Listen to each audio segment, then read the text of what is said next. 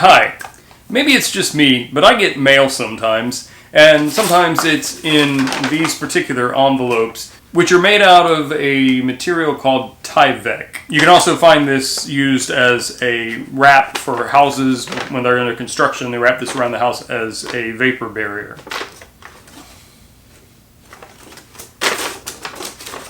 I'm in the United States, and most of the people watching this are probably in the United States. If you're in a different country that doesn't use U.S. Postal Service, obviously, then your mail service may not typically have these. Your results may vary. So I apologize if this is more U.S.-centric, but I think Tyvek is probably used worldwide, and you may get packages from the U.S. I got this envelope when I ordered some fabric the last time I ordered it.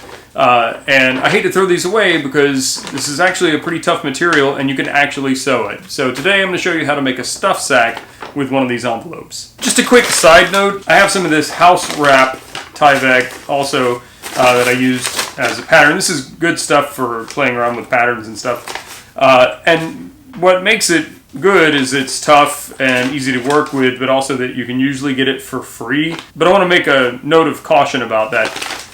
And I'm speaking for what I know about the state I live in, and things may be different where you live, but I'm sure that on construction sites, builders probably have large pieces of this that aren't useful to them that they are going to throw away.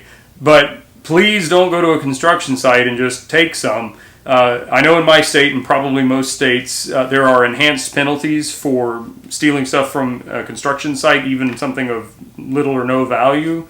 And you might think you're taking garbage, but you're actually taking something valuable that you might get in a lot of trouble for. So, if you see something at a construction site, you can find a responsible person there that you can ask, and if they give it to you, great. But don't just go and take it unless it's like obviously in a dumpster or something, I guess. You can also get these envelopes from the post office, but those are to send mail in. But the whole point of this video is you can reuse this stuff after its intended use is over with, rather than sending it to the landfill. So don't go take something that hasn't been used yet to make a stuff sack out of. You might as well just get, buy some regular material to do that. I hope that made sense. Also, this is my first time sewing Tyvek, surprisingly. And so yesterday I made this little zipper pouch just to kind of test the concept. And I'll show how to make a pouch like this in a future video, but just know, like, if you want to combine the Tyvek with other materials or zipper or anything else, it's probably possible. Give it a try. So to make the stuff sack, I have just one side of this envelope already cut off, the back side of it, or the front side, whatever it was. And this is about 11.5 inches by 15 inches, more or less. And then just for fun, I have the number from my 50K that I ran this year. So I'm pretty sure this is also Tyvek. It feels like it. So I'm going to sew that to the front of the stuff sack, just to make it a little more personalized. And then I have a small piece left over from the other side of the envelope, and I'm going to fold this to make a loop that'll be in the main seam of this bag that I can use to attach a carabiner so I can hang this from a backpack or something. To close the bag, I'm just going to use Zing-It line. You could use paracord or whatever cordage you like. And then whenever I take apart or throw away like a thrift store item or an old bag that's no longer usable, I save all these little fasteners and things that I find. So I'm going to use a cord lock from my stash of little parts. So to start off, I'm just going to square off this piece just to make it a little bit easier for me to work with. And I'm going to use a rotary cutter. You could just use scissors to cut this if you want. It cuts very easily. It cuts like paper, basically. I have this old drafting table that I've been using for years as my kind of cutting and sewing table. It has this rubberized kind of coating on it that works well with my rotary cutter, so I don't need a cutting board or cutting mat. But if you're not using this, you probably want to cut on a mat, not right on your table.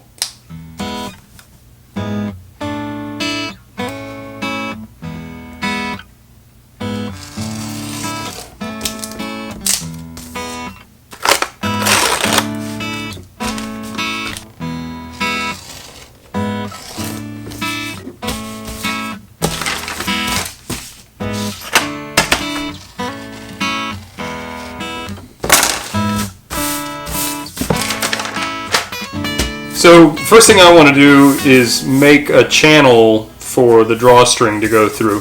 And to do that, I'm just going to fold about 1/4 of an inch fold on what I want to be the top of my bag, and then fold it over again. You probably don't need to double fold this. I'm just doing this to conceal this raw edge because the cord is going to rub up against this, quite a bit. I don't intend for this to last forever, although it should last for a reasonably long time. So hiding that raw edge might help it last a little bit longer. So after I make the double fold, I'll fold it maybe like 3/4 of an inch, 1/2 an inch, something like that. Just enough to have room for the rope that I'm using to pass through. One nice thing you'll notice about Tyvek is, like a piece of paper, you can fold a crease into it and it'll hold its shape, so you don't have to use pins or basting tape or anything like that to hold it while you prepare it for sewing. For sewing this bag today, I'm using my Singer 348. This is a fairly typical vintage domestic sewing machine. I have a good review video about this if you want to check it out.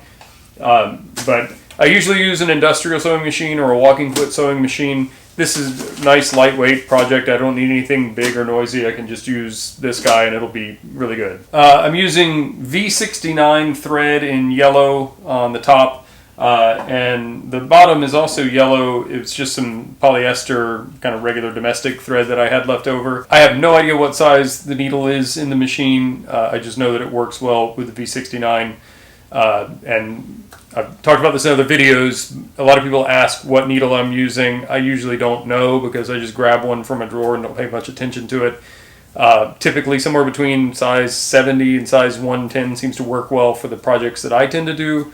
But you need to make sure that the needle works with the thread that you're using and the thread is appropriate for the material you're using. And I know that this needle is working well with this thread. As I sew down the channel, I'm going to go ahead and stick this Zingit line into the channel so that I don't have to try to fish it through after I'm done.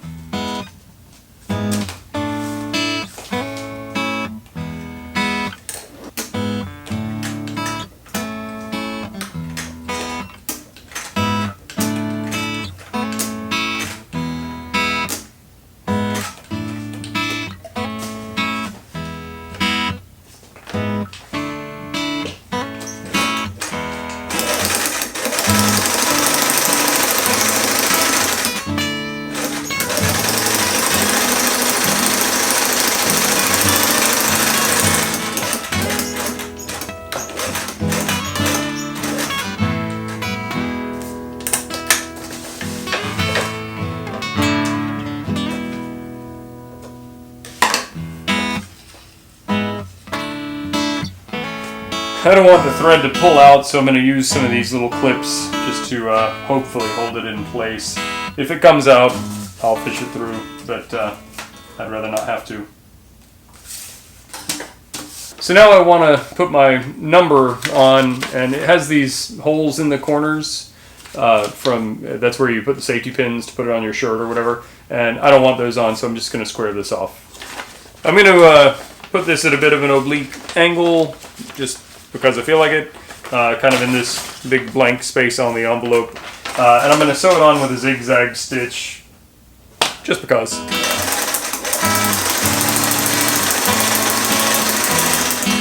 Well, oops.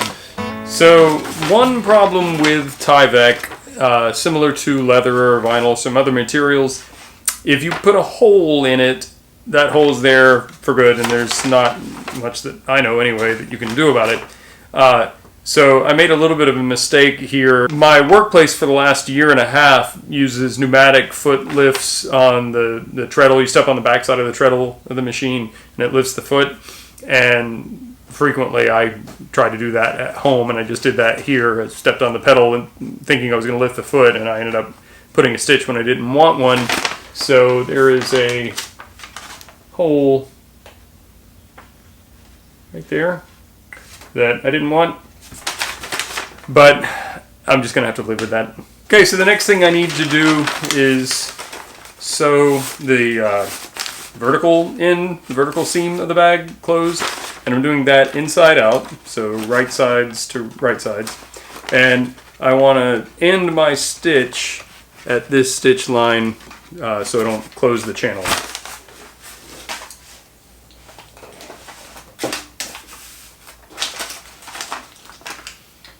And I'm going to go back to a straight stitch for that and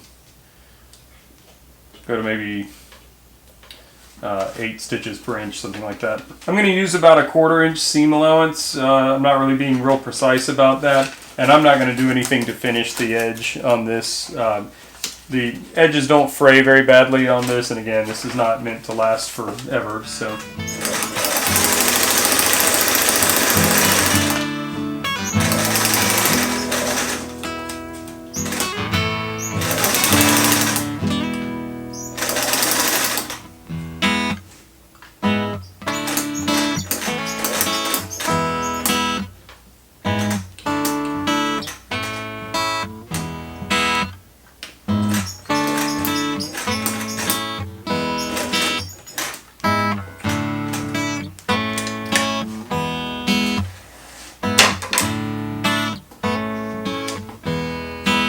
And now I'm just going to do the same thing to the bottom seam.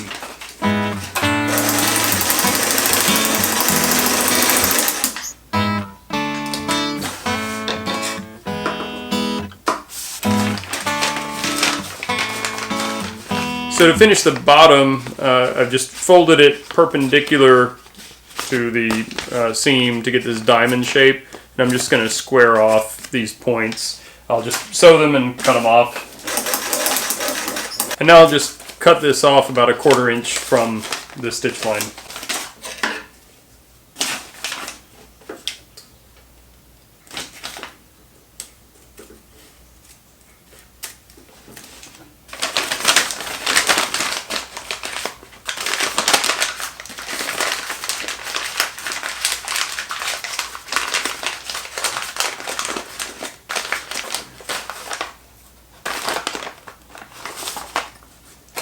So there you have it, the stuff sack that I said I was going to build, except for I forgot to put the loop that I was going to put on here to hang a carabiner from.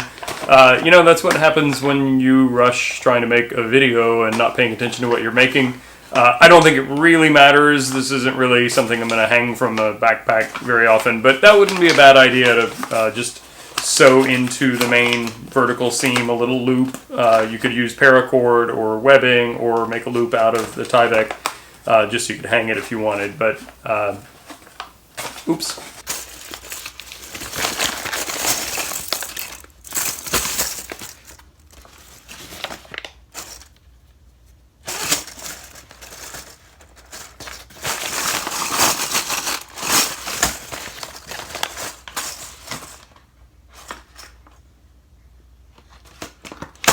Well, there you have it, a stuff sack made out of an old envelope that otherwise was going to go in the trash. Tyvek is pretty fun to sew with. It's a great, cheap, or free material if you get something mailed to you and comes in one of these envelopes. Might be something to use to make practice patterns with or to make an actual useful item with. If you like this video, click on the thumbs up button. If you have questions or comments, post them in the comments section below. If you want to help support what I'm doing, you can check out the Teespring shelf below, or I'll put a link in the description, and you can check out some of the merchandise I have. Thanks for watching.